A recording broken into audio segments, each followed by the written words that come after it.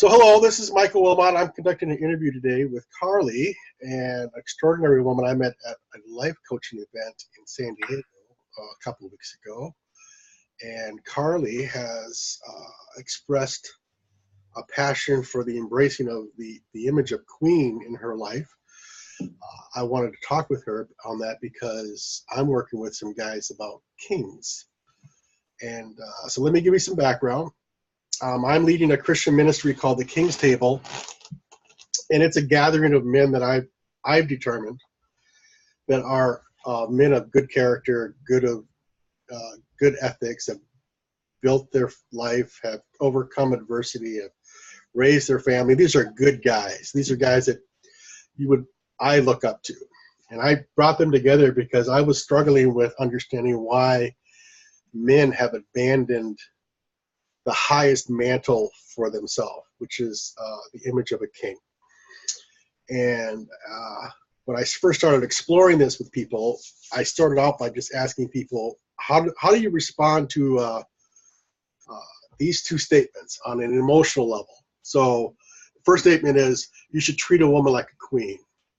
And almost universal acceptance of that. Nobody would dispute that. That's the way life should be. Treat your woman like a queen. And then I said, okay, well, how do you respond to treat a man like a king? And immediate resistance, immediate suspicion. What do you mean by king? What is all that about? And I started to pull that apart, and I began to understand that when I said the word king, most people didn't think about a king. They were thinking about a tyrant, a brute, an oppressor, someone not to be trusted. And they always needed some type of qualification. But what do you mean by king? Well, that's a good question. What is a king? And that's what our ministry has been struggling with or wrestling with, is how do you define kingship? Especially, we're a Christian ministry, so how do you define it in a Christian paradigm? How do you define it in a non-Christian paradigm? What does that really mean? And what is what's the risk that a man takes of failing in that role? And that's what we're trying to wrestle with. Does that make sense? Mm-hmm. Okay. So when I met you, when you brought up, you were so obviously passionate about queen. It was a refreshing thing because I've talked to women about this too, and that hasn't been my experience. And I meet a lot of women that are that would see themselves as a queen, and embracing that image for themselves, which you seem to. So I wanted to chat with you. Yes. So first, I guess my first question is, what does when you think queen, that image for your life, what does that mean to you? Well, I have talked about like being a queen and stepping up into being a queen. And the first thing that comes to my mind is just, is number one, living from a place of integrity. Okay. And always making the highest possible choices for yourself.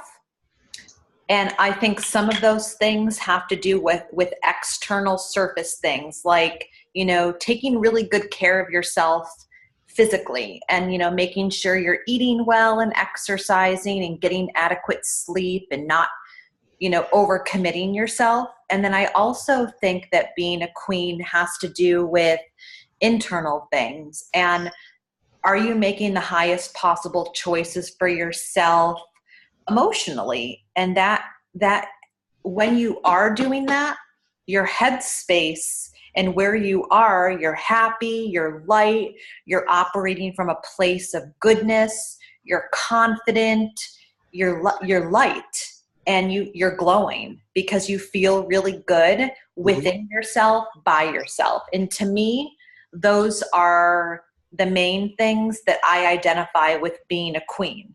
Mm-hmm.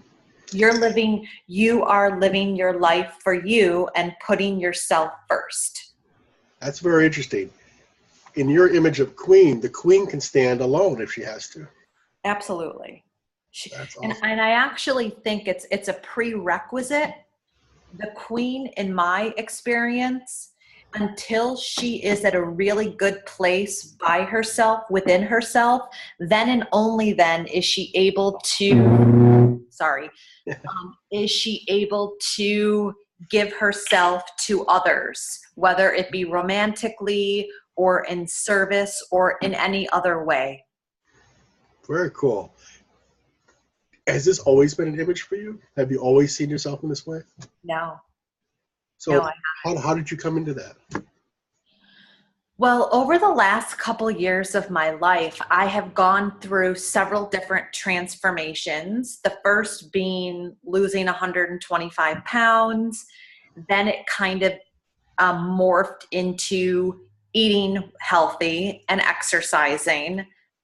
Then it changed to like the emotional part, which was working with a therapist and standing by myself alone, which it was a scary thing, but it wasn't a bad thing because that was, as I see in hindsight, a necessity. But this whole image of a queen really surfaced when there were two different things. The first thing was that I was listening to a podcast about women being queens, which initially sparked this idea. And then I just finished reading a book by Marianne Williamson called A Woman's Worth. Mm-hmm. And in that book, she speaks entirely about a woman having this aura of a queen. And I really resonated with it. And even though I had never labeled myself or identified myself as a queen, as a title, that's what it is. Yeah. It sounds very empowering. Yes, it is. Is it also liberating? Maybe a little bit. I think it's mostly like, it really speaks to me, and it really it feels right. Like, this is the type of woman that I am, and these are the types of people that I want around me. Mm-hmm. How many other queens do you know? We're talking about someone who's really trying to embrace that and make that part of their life, their worldview. They see themselves in this role as the first thing about them. How many others do you know? Not many. Not many.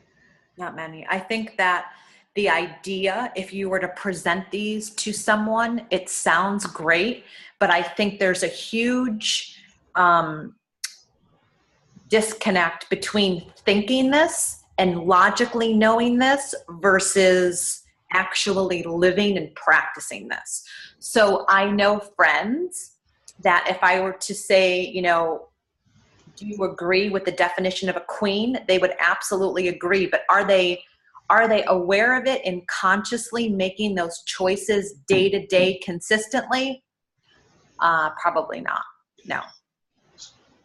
So that's interesting. You're popping questions in my head. So a woman in that image who you're talking about, would you say that she's more interested in being treated like a queen by others instead of treating herself like a queen first?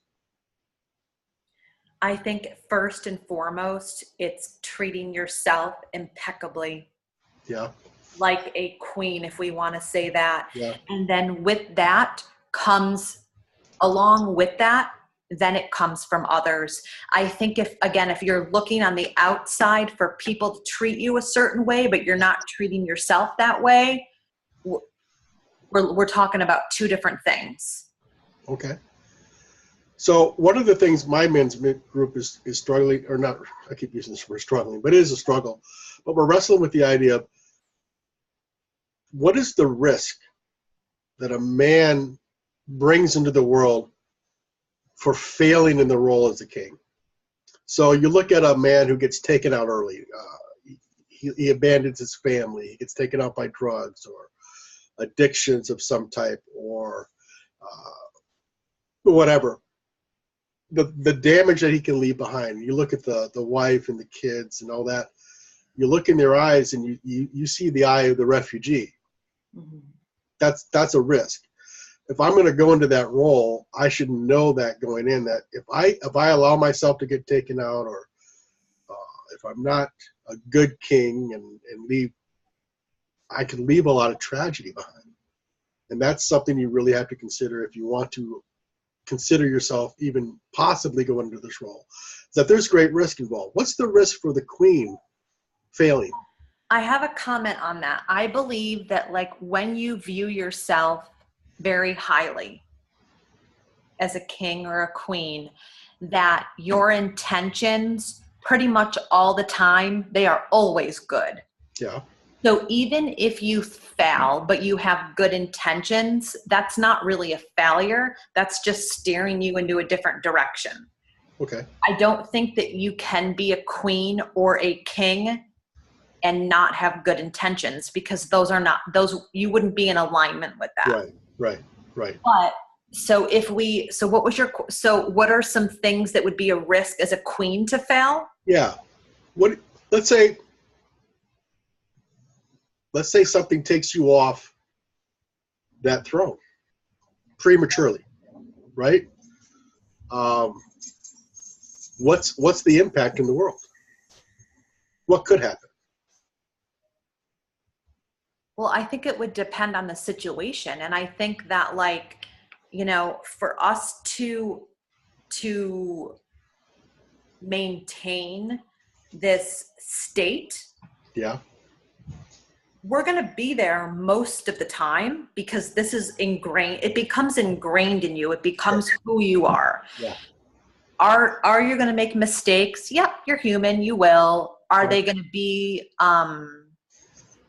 mistakes that, I mean, yeah, you could hurt someone, but like, I just also feel like with where I am, like, I feel like I am a queen. And I feel that like do you want to stop for a sec? No, we're good. Okay. We're good. Okay. So I also feel that, yes, like I will make mistakes and I may quote unquote fail. Yeah. But like, I also believe, I don't believe that anything I'm doing right now would be devastating. Okay.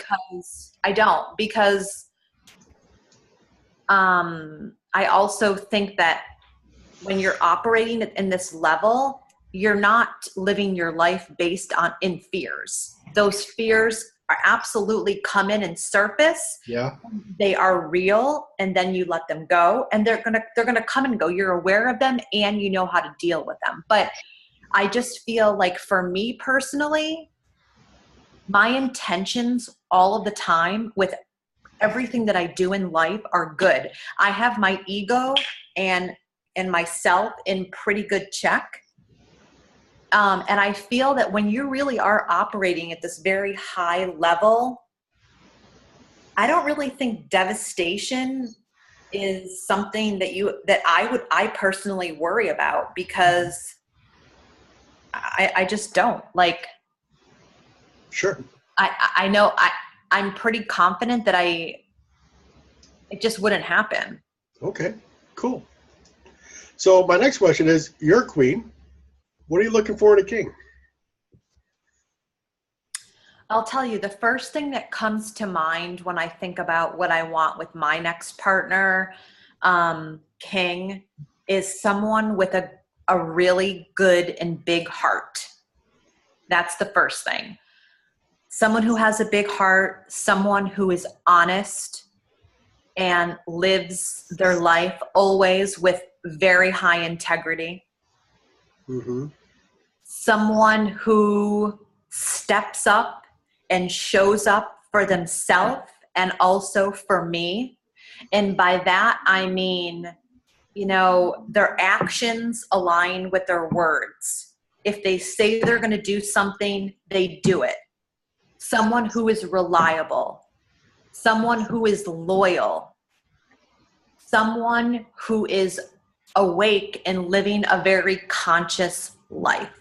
And that it'll definitely be on a spiritual level, but also like a life experience level. They're awake. They've learned from their mistakes. They're operating from a place of high integrity and this like higher being, the universe, God, whatever you want to call it. Yeah. Those are all like really important things that I think about when I think about a king, someone who, you know, they're on. Yeah, that's such an interesting thing to say. Someone who's totally awake. You can tell when you walk into a room and you see someone who's in that state. Usually, there's something different about them. yeah, they have like this like glow, right? And if you can't tell when you might not be able to tell right when you meet them, but if you talk to them for 10 minutes, Yeah. you know. Yeah. There's something a little bit more vibrant about this person. They're not just looking at you, but they're probably looking, down the road always a little bit, watching for the next thing. Yeah, that's awesome. And the other thing that I think about when I think about a king is that it's someone who's taking really good care of themselves and who are healthy. And that means physically, and it also means they're taking impeccable care of themselves. They love themselves. They're kind to themselves. That is also a really important attribute to a king too. They're operating at a place of highness, and they know this about themselves, and they're taking really good care of themselves. They're healthy. Awesome. Has this been your experience with men in general, I suppose? I mean, I guess I have, so I've been dating for a couple of years, okay, and I have met a lot of people. Sometimes yes and sometimes no, but I have not met anyone that has all of these. Yeah. And I will, but I just haven't yet. Yeah. It's one of the things I tell the guys is all these components that we're talking about in our estimate, they represent the king in full blossom. Yes. Which you may never get to. Right. There are things that maybe on your rose, they're a little more on this side than they are on the other side. You may be a little stronger here and a little more challenged there. But in a perfected image, these are the things that we're thinking about. But it's an aspire to vision.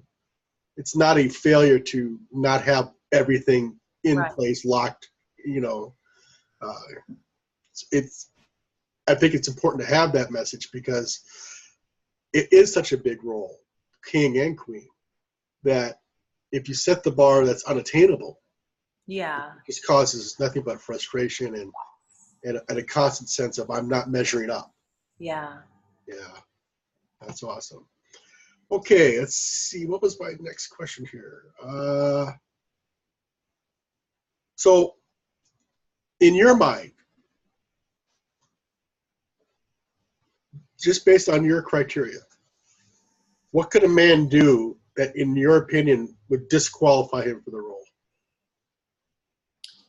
Not be honest, violate my trust, not have good intentions, not be transparent with me with a certain issue.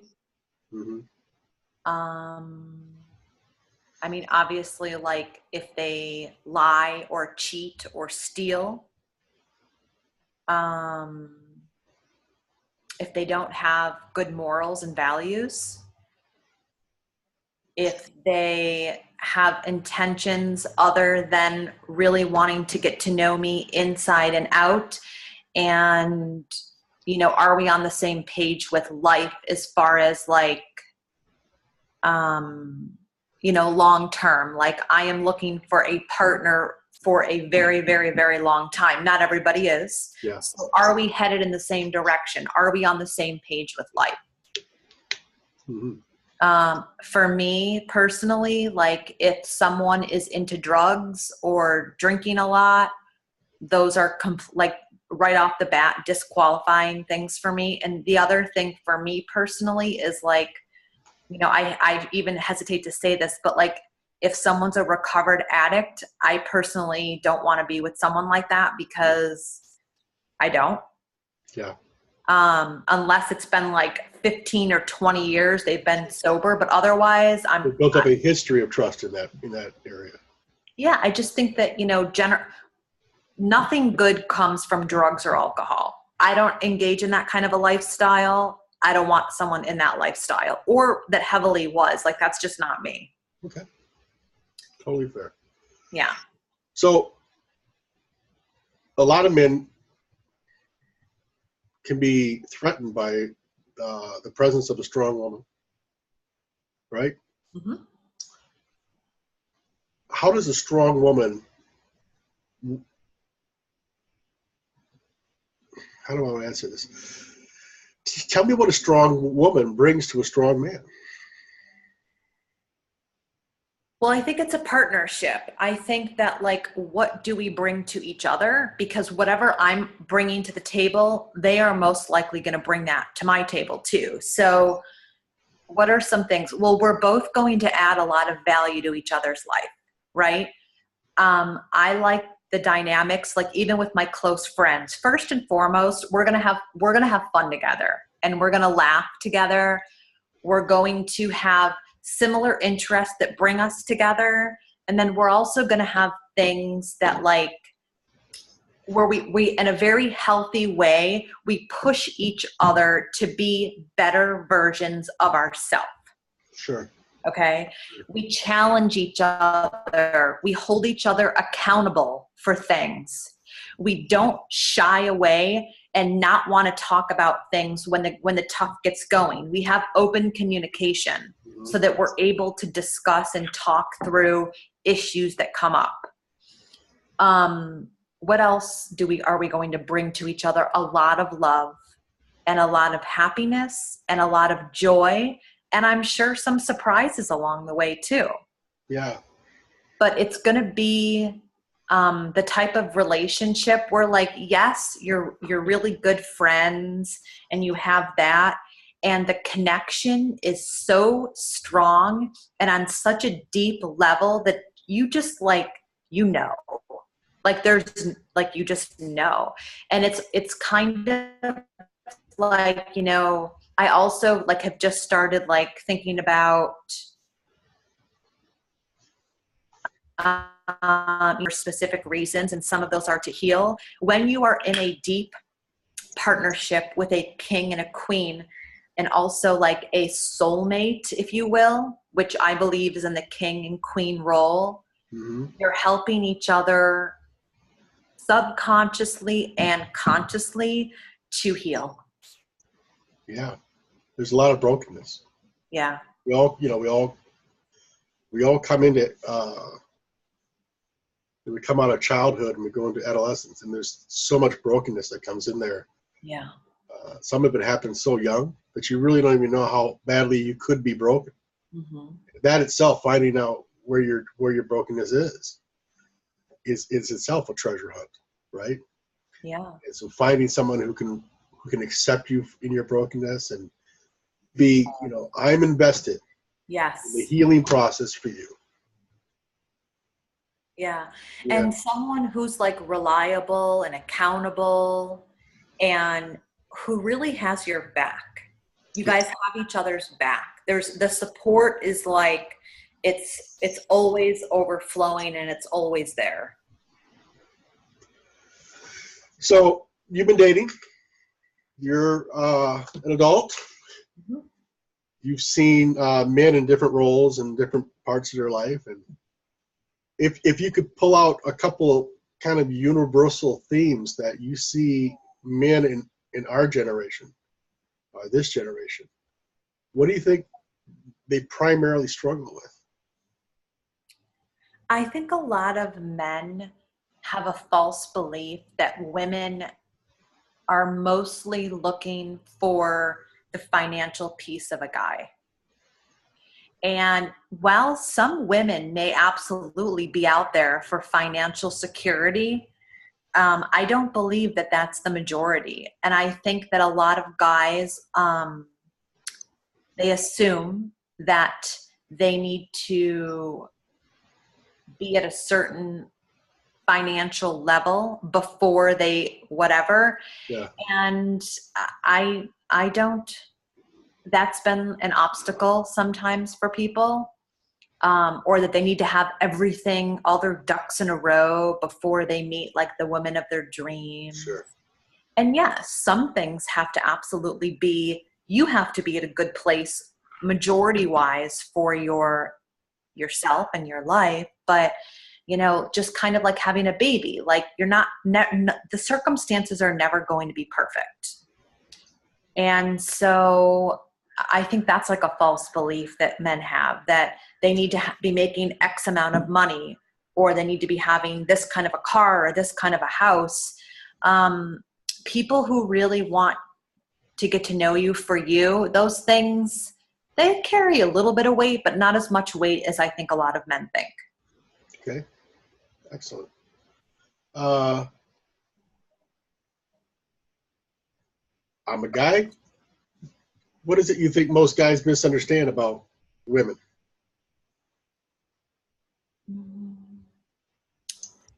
That sometimes that we just want to be heard, and that we don't need to have a solution for everything that we bring to your attention.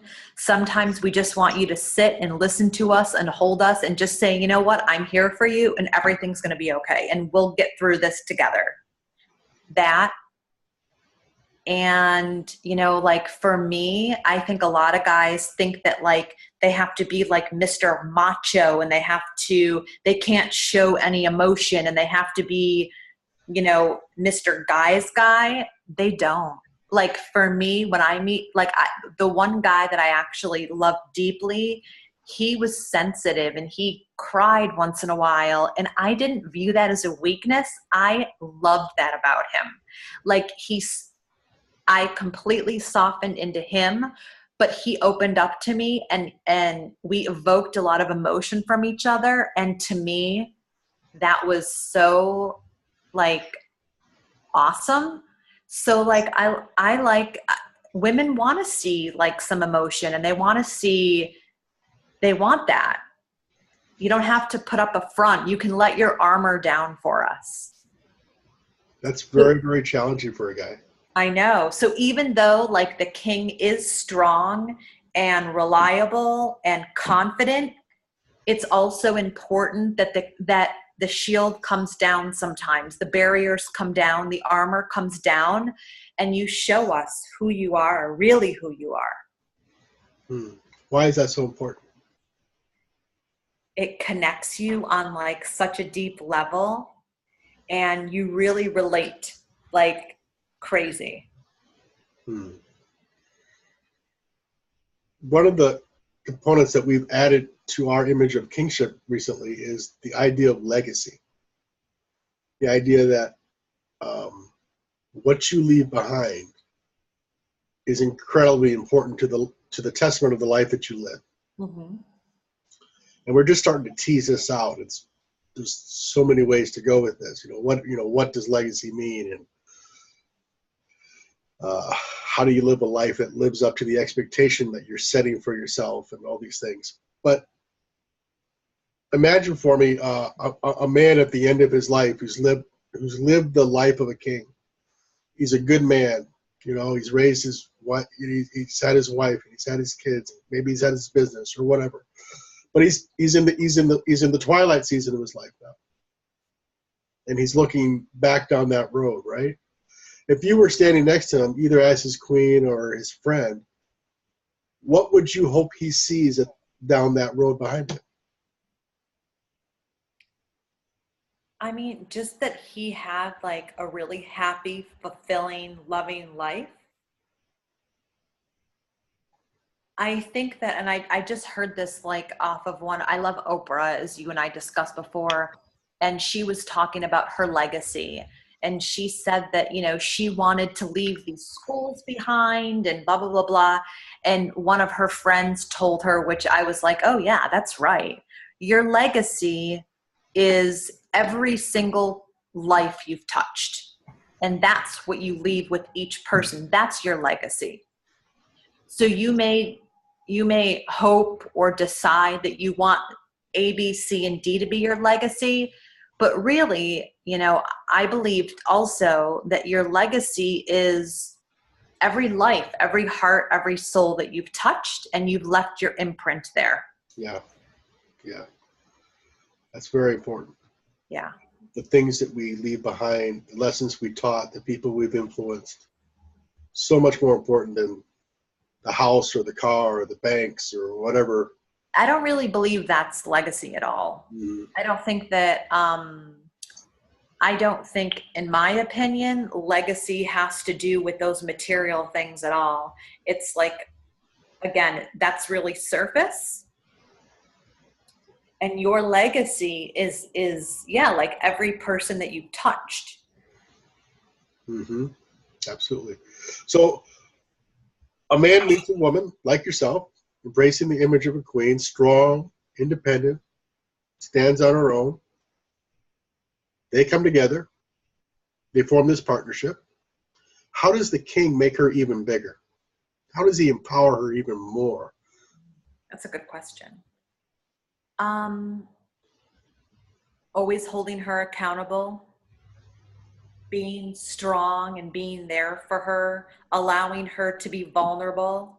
And also probably the most important thing is that when she comes to him and asks questions like, I'm doubting myself, or, stepping up and showing up for her. And if she asks you a question that she's questioning in regards to herself or something in her life, telling her the truth always. Not telling her what she wants to hear, but able to have those difficult conversations that may initially be a little bit hurtful or may not be what you think she wants to hear, but it's the truth because that's going to help her.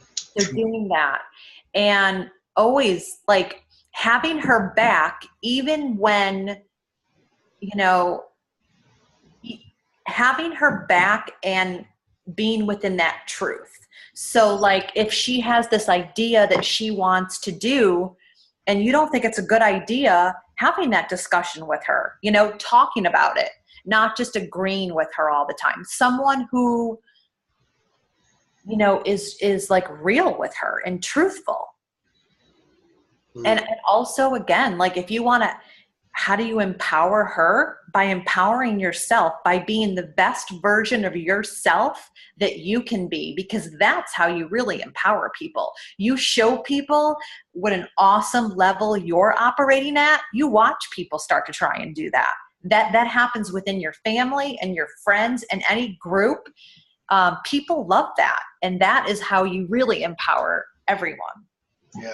There's something contagious about a person who's living in that realm, right? There's almost an orbital pattern of people that come around.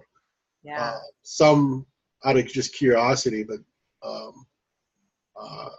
it's when I meet people like this, I just feel almost like the ocean tides pulling me in a little bit. I want to get closer to this person. I want to understand what's happening in this life, because it's like the moth to the flame almost. It's like magnetic. Yeah. That's what it is. You're like it's like sucked in. Yeah. Yeah. Yeah. Okay. What else? What would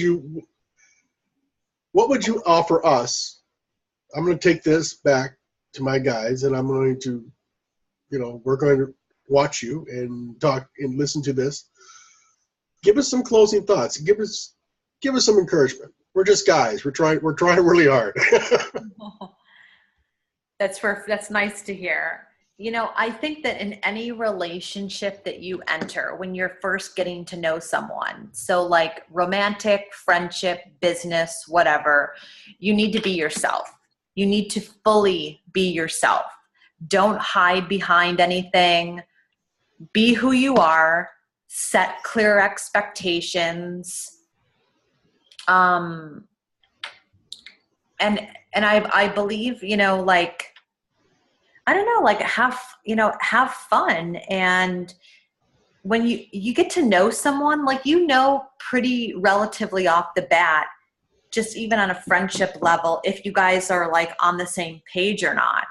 And I would say, to shoot high. If there's something, some guys too, I think they shy away from like queens but then they're not really a king. Like if they think that they can't get it or have it, then they can't.